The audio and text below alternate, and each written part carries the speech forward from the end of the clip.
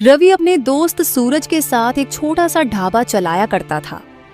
पिछले महीने बहुत बढ़िया कमाई हुई है सूरज। अच्छा है, जब कमाई बढ़िया हुई है तो तुम इस बार मुझे ज्यादा रुपए देना। आखिरकार सारा खाना मैं ही तो बनाता हूँ।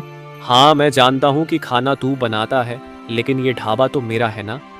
हाँ, ढाबा तो तेरा ही है। सूरज अक्सर ही रवि से इस बात से जला करता था कि वो ढाबा रवि का है। वो हमेशा से ही ढाबे का मालिक बनना चाहता था। खाना तो मुझे अच्छा बनाना आता ही है।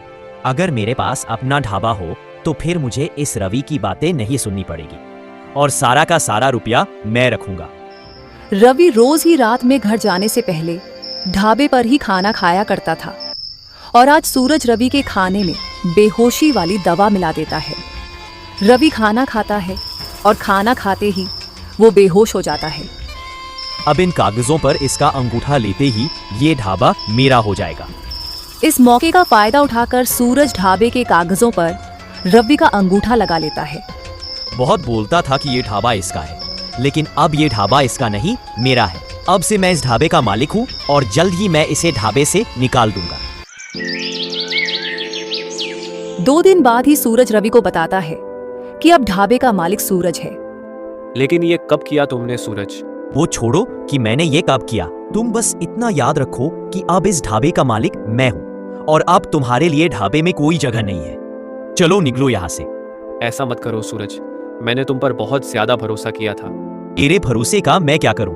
मुझे तो ढाबे का मालिक बनना था जो मैं बन गया।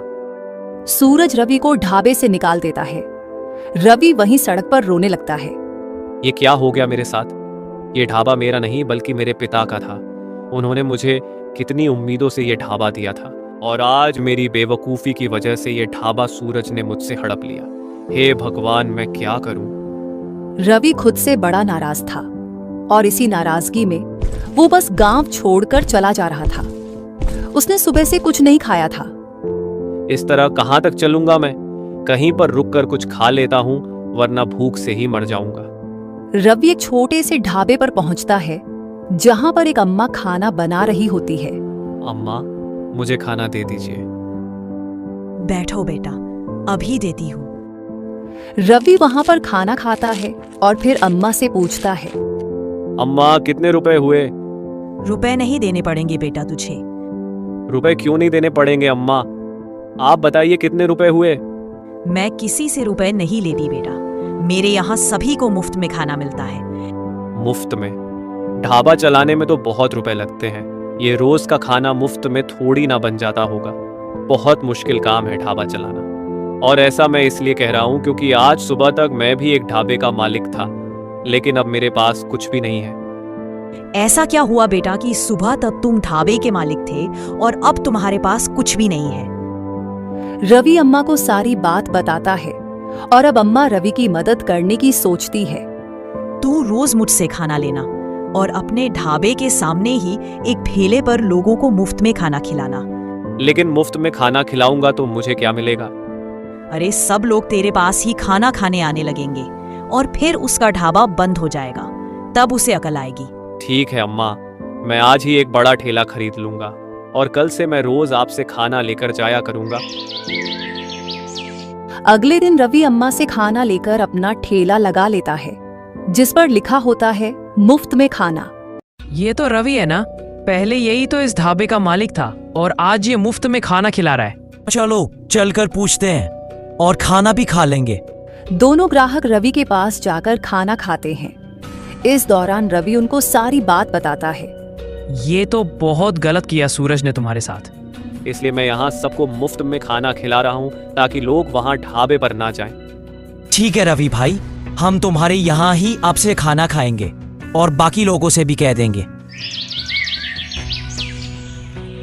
इसी तरह ढाबे पर जाने वाले सभी लोग अब रवि के पास खाना खाने लगे थे, जिसे देखकर सूरज आग बबूला हुआ जा रहा था।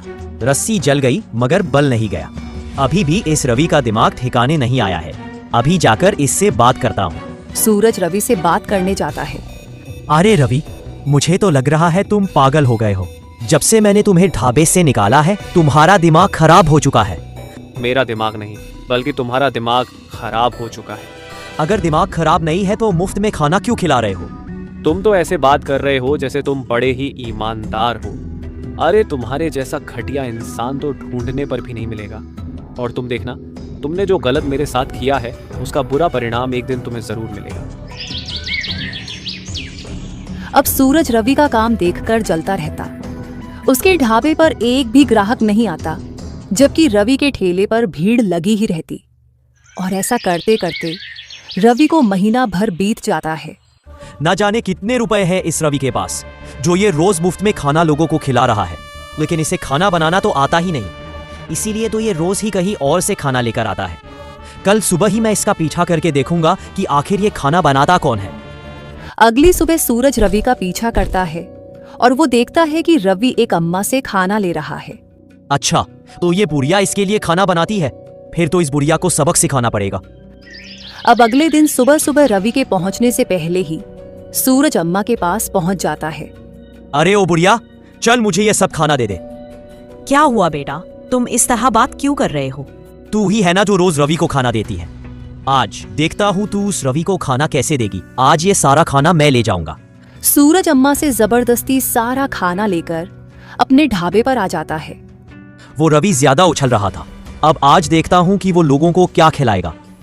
आज रवि जब अम्मा के पास पहुंचता है तो अम्मा बड़ी दुखी बैठी होती हैं। क्या हुआ अम्मा, तुम ऐसे निराश क्यों बैठी हो? और आज खाना तैयार नहीं हुआ क्या? अम्मा रवि को पूरी बात बताती है। इसी सूरज ने धोखे से मेरा ढाबा हड़प लिया था। तू चिंता मत कर बेटा, आज सूरज को बहुत बड़ा सबक मिलेगा। तू यहीं बैठ जा मेरे पास।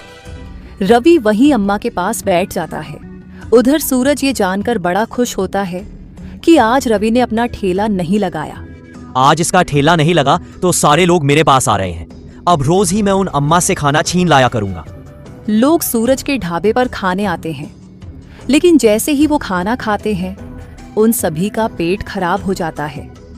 वहीं एक छोटी बच्ची भी होती है जिसे तुरंत ही डॉक्टर के पास लेकर जाया जाता है। इसलिए लोग गुस्से में सूरज के ढाबे की शिकायत पुलिस में कर देते हैं, जिसके बाद ही वहां पुलिस आ जाती है। तुम्हारे ढाबे का खाना खाने की वजह से एक बच्ची बहुत ज्यादा बीमार हो गई है। लेकिन साहब, मैंने तो कुछ भी गलत नहीं मिलाया। अगर तूने खाने में कुछ भी गलत नहीं मिलाया तो लोगों की तबीयत कैसे खराब हुई? साहब, आज खाना मैंने नहीं बनाया। ये खाना तो मैं एक अम्मा से लेकर आया हूँ। कौन सी अम्मा? चल मेरे साथ। सूरज पुलिस को लेकर अम्मा के पास पहुंचता है, जहां रवि भी होता है। यही वो अम्मा है। आज सुबह ही मैं इनसे खाना ले गया था। मैंने तुझे खाना कब दिया?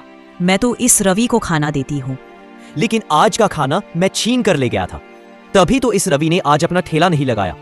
वो तो इस लड़के की आज तबीयत ठीक नहीं है, इसलिए इसने ठेला नहीं लगाया, वरना खाना तो मैंने आज भी बनाकर रखा है।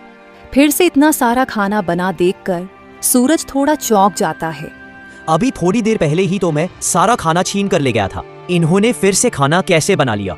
ये सारी कहानी पुलिस स्टेशन में बनाना। मैंने तुमसे कहा था सूरज, तुमने मेरे साथ बुरा किया है और उसका परिणाम तुम्हें एक दिन जरूर मिलेगा। मुझे बचा लो रवि। इन्हें बता दो कि खाना मैं अम्मा से ही लेकर गया था, और फिर मैं तुम्हारा ढाबा भी तुम्हें वापस कर दूंगा। वो ढाबा तुम्हारा नहीं है। नहीं साहब, वो ढाबा मेरा है। इसने धोखे से 1 महीने पहले मुझसे एक कागज और अंगूठा ले लिया था, जिससे वो ढाबा इसके नाम हो गया।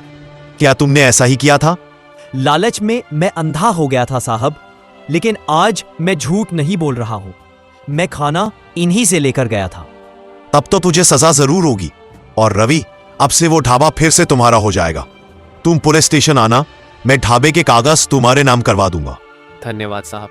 पुलिस वाला सूरज को लेकर वहां से चला जाता है। अब रवि भी उत्सुकतावश अम्मा से पूछता है, अम्मा, जब ये सूरज तुमसे खाना छीन ले गया था तो तुमने इतना सारा खाना कहाँ से बनाया? यही तो जादू है मेरा। मैं अपने जादू से ही खाना बना लेती हूँ, इसीलिए तो मैं लोगों को मुफ्त में खाना खिलाती हूँ। तो फिर वो खाना खाकर लोग बीमार कैसे पड़ गए? नियत की वजह से।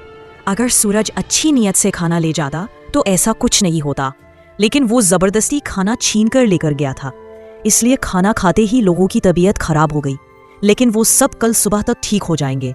अच्छा, तो ये बात है। फिर तो अम्मा, हम बहुत लोगों की मदद कर सकते हैं। मैं रोज तुमसे खाना लेकर जाया करूंगा और ढाबे में बहुत कम दामों पर लोगों को खाना खिला दिया करूंगा। ठीक है, वैसे भी मेरे पास आकर दिन में बहुत लोग मुफ्त में खाना खा जाते हैं। रवि अब अपने ढाबे पर लोगों को बहुत कम दामों में अच्छा खाना देता और सभी का पेट भरता। अम्मा के जादुई खाने की वजह से मेरा ढाबा भी जादुई हो गया है, जहां इतने कम दामों में लोगों को भरपेट खाना मिल रहा है। अब जाकर लगता है मैं कुछ अच्छा कर रहा हूँ।